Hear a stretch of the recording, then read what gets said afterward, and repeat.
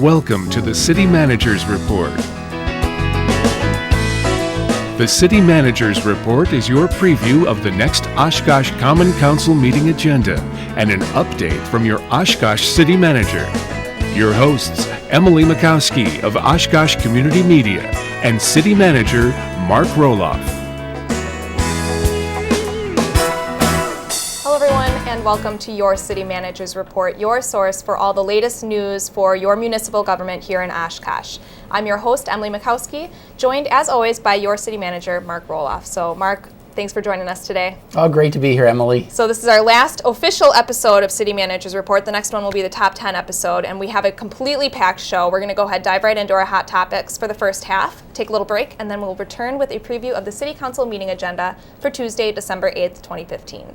So Mark, first item on our long list of updates here is a big event that took place this week here in Oshkosh. It was a big honor. That was the New North Summit out at the Convention Center.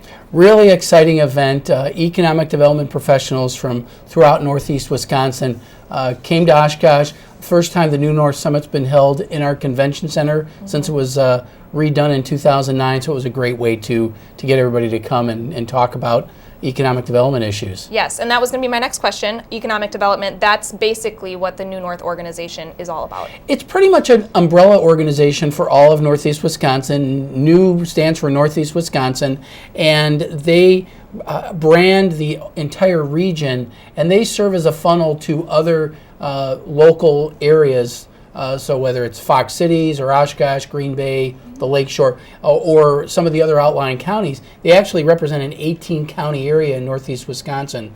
But they pretty work wide area. Real wide area, and they work very closely with the state, and they help sort out when somebody is looking at Northeast Wisconsin, what are your needs? Okay, they know all of Northeast Wisconsin, so they'll give us a call and say, we think this may meet your needs. So very good umbrella organization that we all work together on things of mutual concern for economic development. Yes, so a great chance for all of these business leaders to get into one big room at the convention center. The mayor kind of kicked it off with some words about some of the successes that we've had here in Oshkosh. Governor Scott Walker was there as well for a quick Q&A, and then there was a lot of other speakers that had some great information. So maybe you can give us a little idea of what the overall themes were.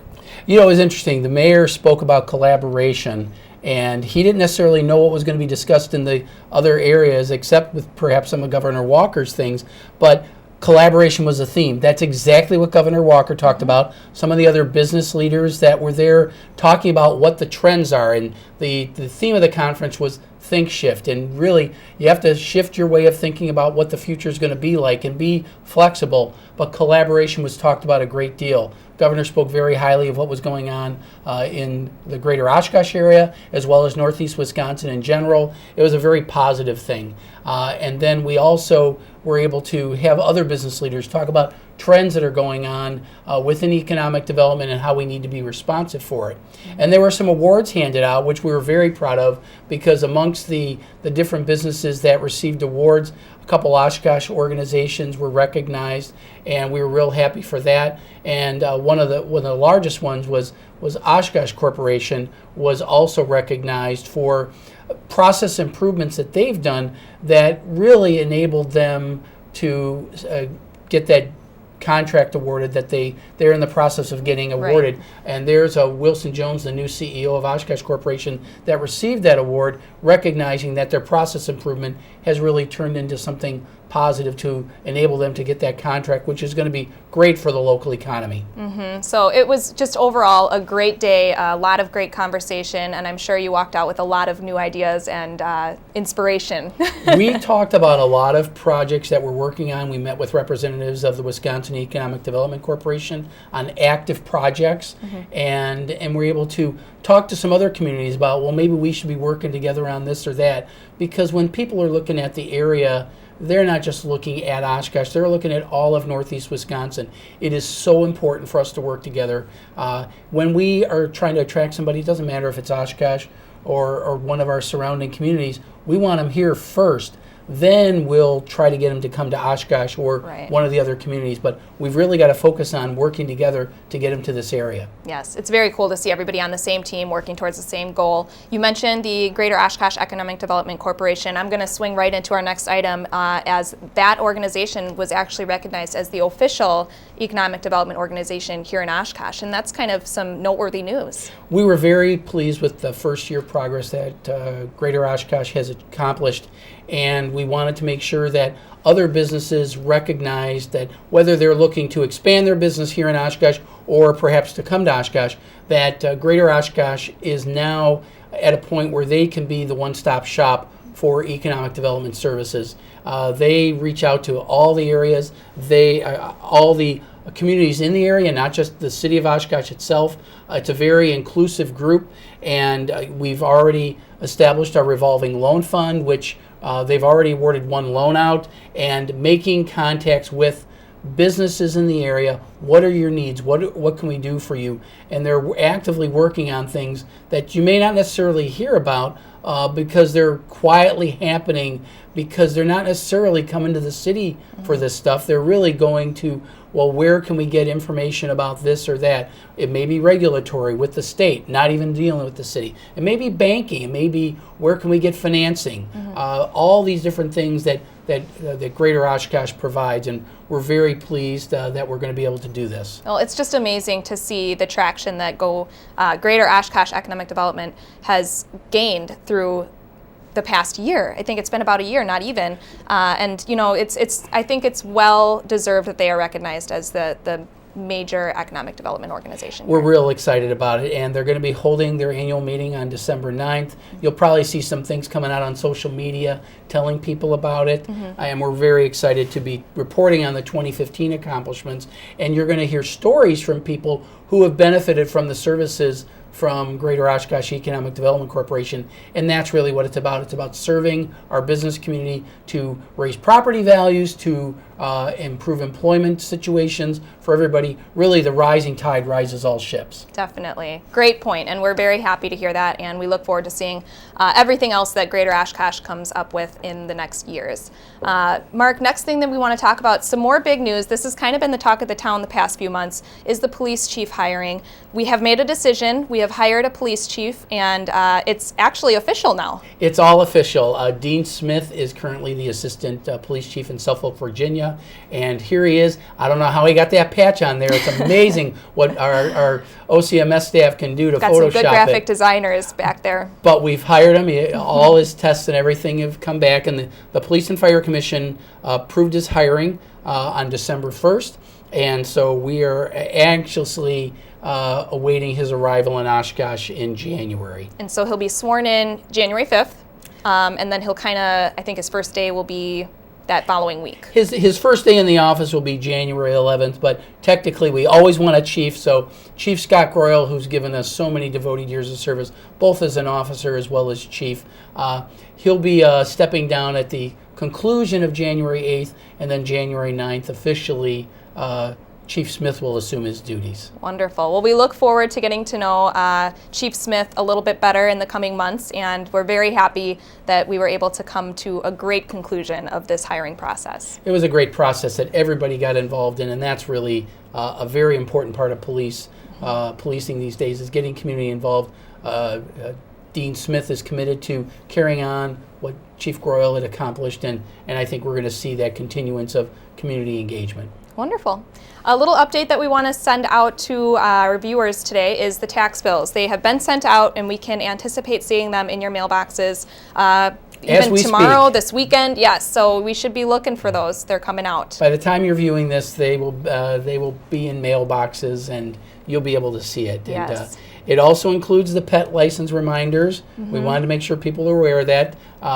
We send it out a little differently. We used to send out separate reminders. It's going to be in the tax bill this year. So if you're a pet owner, dog owner, open it up and just get the reminder there. And those are now available at City Hall, so you can stop out here and get that. That, like you said, there's just a little reminder flyer in there for you to to remind you. We want to take a look at a little illustration of the tax dollars too as our tax bills are coming out. Everybody is always curious to know how much of each dollar is spent, what percentage of your money is going to what. So Mark, why don't you take us through that? Well, the city's responsible for sending out the tax bill, so there's oftentimes a belief that it's only the city's tax bill. But remember that your tax bill is shared by various governmental entities. The City of Oshkosh and the Oshkosh Area School District are the two largest recipients. We both get about 37%, so together we get about 3/4 of the bill. Then the remainder of the bill is with Winnebago County at 21%. Fox Valley Technical College, their share has gone down in recent years because the state's picking up more of their costs. And then, of course, the state gets a very small cut of the property tax pie as well. But you can see that that's where it goes. So even though we are the ones collecting it, we don't get all of it. We get about 3/8 of the whole bill. And I think that's eye-opening. It's important to show that to viewers because, like you said, the city, it's on the city's letterhead, it's got the city's name on it, but not 100% of it is going to the city. So it's very interesting to see where all the money is going. So I guess we can move on to our next item here is one that everybody looks forward to every year. It's a holiday type event. And that is the Oshkosh Fire Department Food and Toy Drive. And Mark, you're going to be involved with it this year as well. I'm going to be out again this year. It's a lot of fun. As long as the streets aren't too icy, it's actually a lot of fun. And the people that reach out and contribute non-perishable food, unwrapped toys, wrapping paper so we can wrap the toys, and just plain old cash. The generosity of this community is phenomenal, and the fire department reaches out and touches so many people this way. They blast their horn going down the street. I think Santa makes an appearance as well. Santa's there, and a lot of off-duty firefighters and their families are out there collecting the gifts. We've had students from the Connections program at Oshkosh North, and it is so much a community event, and the outreach just is so reflective of what a generous community Oshkosh is. Yes, and it's a good point to mention those communities kids because they've really been a driving force behind the marketing of it and everything too. We have them run and carry the heavy stuff, yes. So it makes it easier for us. So if you're looking for maps for when the Oshkosh Fire Department Food and Toy Drive will be coming by your house, you can find those on their Facebook page. They have a specific event dedicated to the Fire Department Food and Toy Drive, so make sure you like that for any updates and reminders. Otherwise, just go to the Fire Department's website. They've got all the information on there. Another thing that we want to talk about today, Mark, as I mentioned in the beginning of the show, the next episode is going to be the CMR Top 10 episode, and that's kind of an all-encompassing episode for the top projects that have happened and the top discussion items that we've had on CMR over the past year. It's always great to do this. It's gotten awards. OCMS has received awards for this show, so very proud of that accomplishment. But it just highlights what's going on in the year. But this year we're looking for some help. Yes, we're looking for a little bit of help from our viewers. So if you have ideas for what should be on the top 10 of 2015, send them to us. You can email them to the city manager's email at citymgr@cii.oshkosh.wi.us. If you follow us on Twitter, we are at City of Oshkosh, and you can use the hashtag OshkoshTop10. Or if you follow Oshkosh Community Media Services on Facebook, you can write on our wall, send us a message. Lots of different options for how to contact us. Give us a call if you got an idea. We're really eager to get our viewers' input. I mean, you guys have been watching the show for the past year, and I think we've got a little bit of an idea of what'll be on our top 10, but it's great to hear that feedback from everybody. Yeah, we're going to meet the day of the last showing of this show, so we'll be there to get all these ideas. Really appreciate any input you can give us to make this a great program for you, because the program's for you, and we want to enjoy it and want you to enjoy it as well. Yes, so we look forward to hearing from everybody, all of your ideas for CMR Top 10 episode.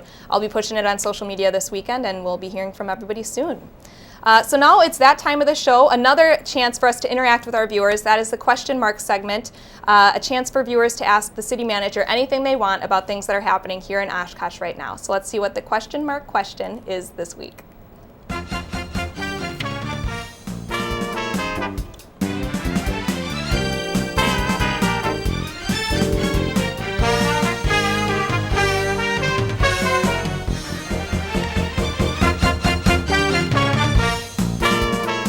So the question this week is, what is the holiday schedule for garbage and recycling pickup? A timely question. It sure is. Garbage and recycling, first of all, the yard waste site will be closed on December 24th and 25th, as well as January 1st. So yard waste, I don't think people are going to be bringing their yard waste on those days, but just in case. But of course, there's no collection on December 25th, which is a Friday, or January 1st.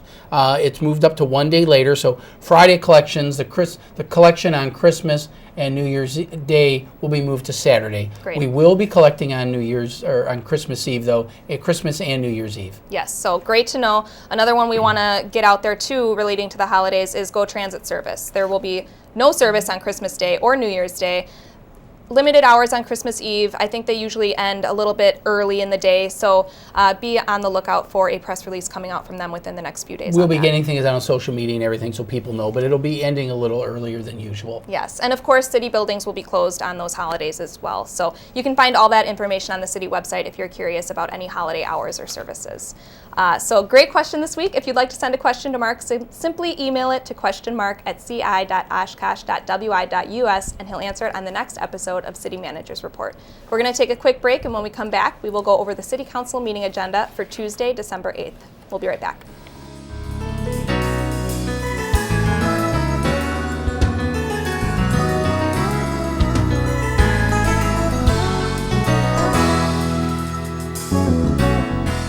Hi, I'm Jim Collins, Transportation Director for the City of Oshkosh, with an important message for motorists and bicyclists. Recently, the city has begun painting bike Sharrow symbols on roadways. The term Sharrow is short form for shared lane bicycle marking. Sharrows are made up of bicycle and chevron symbols, and they are located about 4 feet away from the curb where parking is not allowed, and about 11 feet where it is. Streets with Sharrows do not have a designated bike lane, but still indicate that the roadway segment is a bike route and is expected to be used by bicyclists. Sharrow markings are used to show motorists where cyclists will be traveling within the lane, while also showing cyclists proper lane positioning, especially where lanes are too narrow to be safely shared. It's important to note that with or without marked Sharrows, bicyclists are encouraged to travel on streets and follow traffic laws just as any other vehicle on the road. Motorists are urged to continue to be aware of bicyclists and to share the road. Thank you for keeping Oshkosh safe, and happy riding.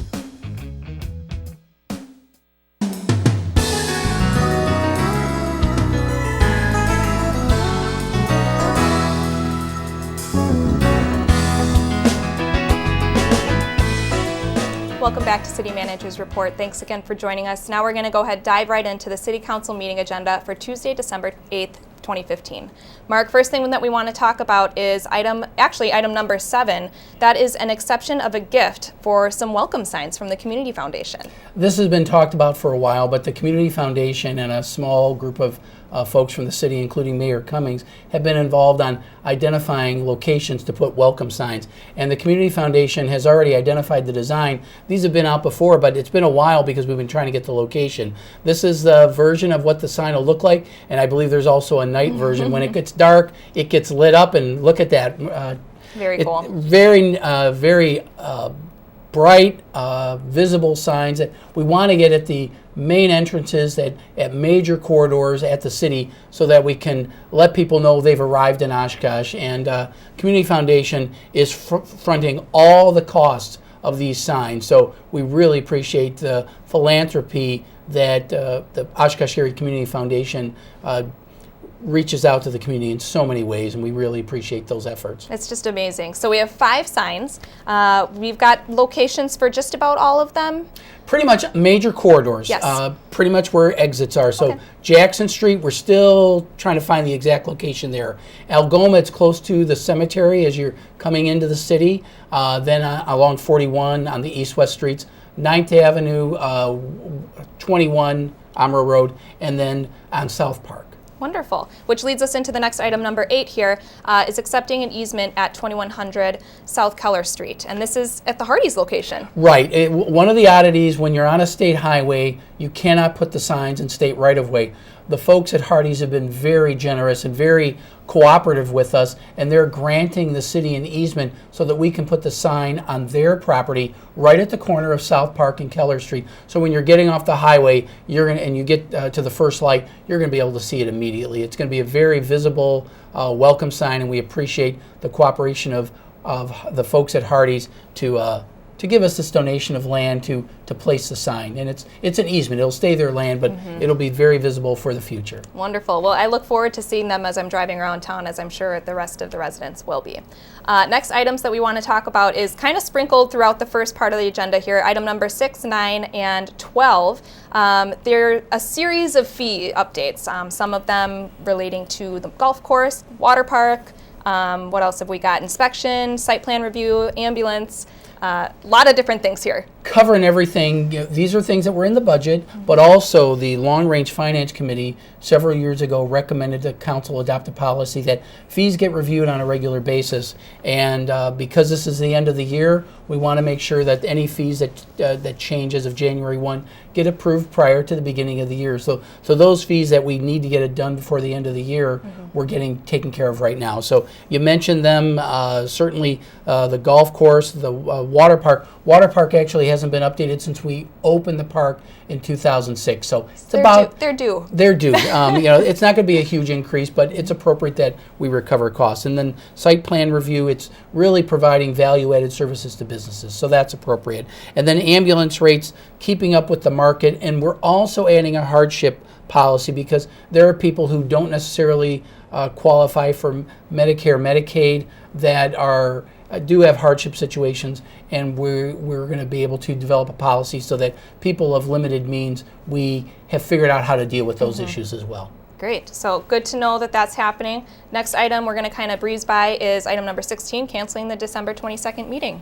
Well, that's one of the reasons that we're doing all the fee increases before the end of the year.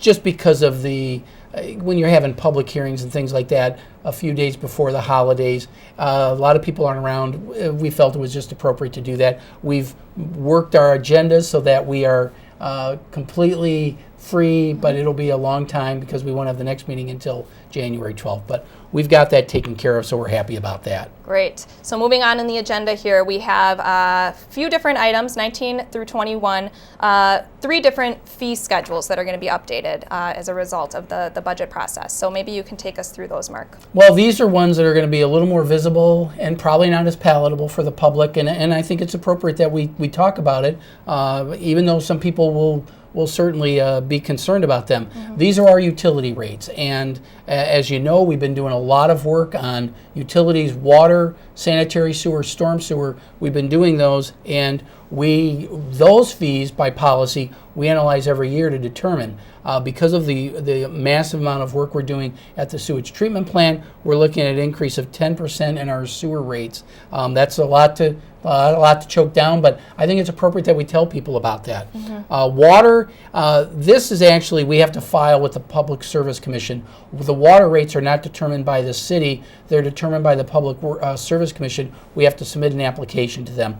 So we've got that. That's actually 15%. When you think of the new water tower that we're putting in on, replacing on Marion Road, as well as some of the upsizing of our water mains, it's also one that we need to catch up on. And then finally, our stormwater utility rates are going up about 9%. The effective date for the stormwater utility isn't until April, and the water rate will be when the Public Service Commission approves it on, we're guessing around the 1st of March, but that's up to them. The sewer would take place immediately. Overall, the average increase that you're going to see on your utility bill, it will average about 10% when all is said and done. I know that's a big increase, but I think it's something that we need to do to be fiscally responsible and replace the infrastructure that is very old in our community, and we got to get to it. So I want to let people know that we are committed to limiting those, but we're also committed to making sure that you have a very reliable water, sewer, and stormwater service, and that's also a responsibility that we don't take lightly. And I think that's a very important point to make, that the cause of these increases is the amount of work that we're doing. So good update, Mark. Thank you for that. Last item on the agenda we want to make sure we've got plenty of time for. That is item number 22, approved settlement with First Merit Bank pertaining to property located at 1118 South Main, that being the former Bugstaff property. So Mark, what's happening here? What happened? This is wonderful news. I think this is something that is probably the most frequently asked question I get whenever I make a presentation. When is something going to happen with the Bugstaff property? We went through, actually it ended up being federal court, but we finally, after months of discussion, we received a settlement offer from First Merit Bank that we presented to council in closed session for negotiation purposes, and they've directed us to put it on the agenda for settlement approval, which so I'm very excited that we're finally going to be able to see this building go down. I think a lot of people are very excited to hear that news. So, what does all of this mean? What are the costs and everything going to be associated with this? Well, we've had a lot of closed sessions about this because there's a lot of back and forth and negotiating, and certainly we want to protect everybody's interests, and everybody wants to protect their interests. But what the agreement we've reached is, according to this agreement, First Merit's going to be contributing about $532,000 out of a total demolition and clean off the property. The total costs are about $850,000. So First Merit's making a substantial contribution towards this. Okay. We're also anticipating grants from the Wisconsin Economic Development Corporation of up to $300,000. Now, that will vary depending on what's eligible and not eligible. There's a lot of different programs that we have to go through and a lot of rules, but we think it's going to be about $300,000 when all is said and done. Wonderful. And that affects how much the city is going to be putting in. Right. Depending on how much of that $300,000 we can actually get, we're looking at cash that the city will contribute towards the demolition of about $52,500 of when all is said and done about demolishing the site. Okay, and that's the immediate cost to the city. That's the immediate cost, and I think it's important to point that out because there are other costs involved. The whole idea behind this is when this is done, we will have a lot that is completely cleared, and the city will actually own this property. It's not just an issue of us getting it cleaned up. And we estimate that at the cost of the settlement and cleanup, because there's environmental cleanup, we got to get the slab removed, we got to do other things, and it's going to be about $290,000 of total city cost when it's all said and done. But in the end, we will own it, which I think is something that then we can control the destiny of this property. So when is all of this going to be done? You said that in the end we're going to have, it's almost a 7-acre piece of land, right? It's 7 3/4 acres, I believe. Yeah. So what's the next step then? Well, the next step is we have to actually get the grant award. So we have to formally submit the grant application. The council's authorized it. And we have to do everything that's required under the grant. Once we get the grant award, which it could take a couple months for that, then I think you'll see things start to happen pretty quickly. We estimate, this is my guess, I can't tell you any other way, that we estimate the demolition of the structure probably in late winter, early spring. We aren't contracting with the company because we aren't going to own it until it's all clean. The parties to the lawsuit are the ones responsible to clean up the site, and they're contracting with it. The contract says it's not going to be completely cleared until I believe it's going to be the end of September. But you'll see the rubble go down in spring, but they want the ability to salvage anything that they can get out of it, and certainly want to help them with that. Great. So we are finally seeing a light at the end of this very long tunnel that we have been going through for years. Yes. What are plans for the site? After cleanup, it's really too early to speculate. We're doing a central city investment strategy. What do we want the downtown, the central city to look like? That's going to be part of what we're talking about with the public. So we're going to be seeking input from the public on what we'd like to see. I've heard a lot of interesting ideas, but I think we have to let the whole process bear itself out. I'm certainly going to give ideas, but I've been listening to a lot of ideas from other folks. I think they all need to get on the table, and we need to talk about them. Well, that's just wonderful news. We're all very happy to hear it, and we're looking forward to watching the council meeting and seeing that become official. So, Mark, that's going to do it for this episode of City Manager's Report. Thanks for joining us today. It's been a pleasure. Again, the City Council meeting is this Tuesday, December 8th at 6 p.m. You can watch it live on City Cable 10 and on the website at oshkoshcommunitymedia.org. You can also listen to it at 101.9 WOCT, which is now available online, and then the TuneIn Radio app for mobile devices. Don't forget to like us on Facebook or follow us on Twitter for all of your community and government programming and updates. Don't forget to send us your top 10 requests for the top 10 episode in a few weeks. And make sure you check out our YouTube channel for government meeting replays and past episodes of your favorite programs. Don't forget, if you have a question for Mark, you can email it to questionmark@ci.oshkosh.wi.us, and he'll answer it on the next episode of City Managers Report. As always, thanks so much for joining us on City Managers Report, and we'll see you next time.